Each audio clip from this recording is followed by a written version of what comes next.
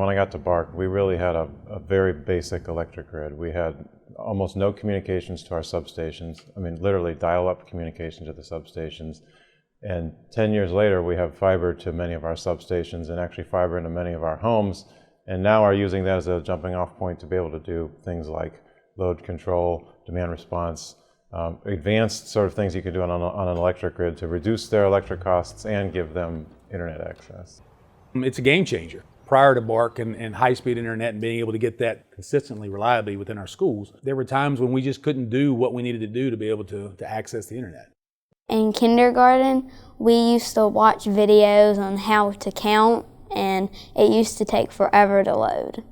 And now in 4th grade, Miss Clark can just pull up vocabulary.com or websites about the Civil War or the Revolutionary War, and then we can read about the Declaration of Independence, the Constitution.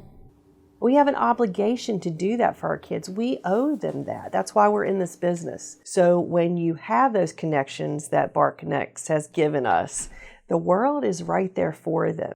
For the kids of this area to be able to get a good education, the same quality and the same type that you get anywhere else, and then hopefully have them come back and work here with some economic development that we're able to spur on. And a lot of people want to come back to their hometown and work, but there's historically hasn't been a lot of opportunities to come back.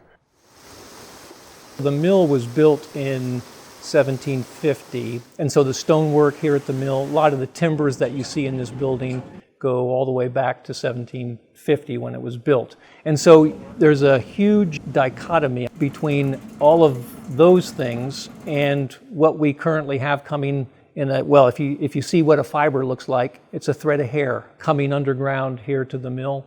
We're happy to have it.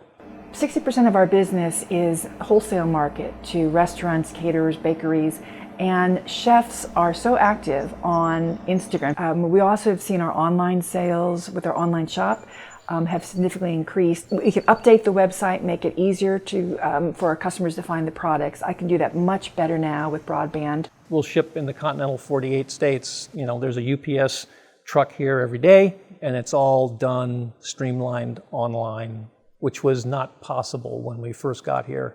If you're not keeping up, you're falling away. It's an integral and required part of moving forward in this part of the world. Basically, my office can't really run without high-speed internet. Everything we have is digital, it's all electronic. Everything is backed up to the cloud.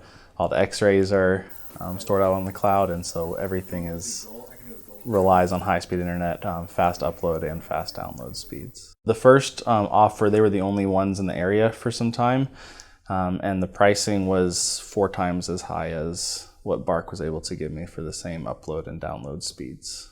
I'm extremely grateful. What that's done is it's allowed me to take those savings and put them directly back into the practice, as well as help sponsor a race up in Brownsburg. So it just allows me to have a little more flexibility with giving back to the community as well as back to my patients.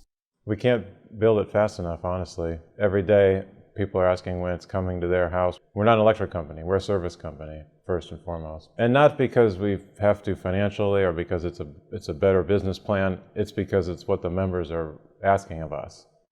So often rural communities are forgotten. We're just very grateful as a school division that they were willing to look outside the box and really work with smaller school divisions and communities to make a difference.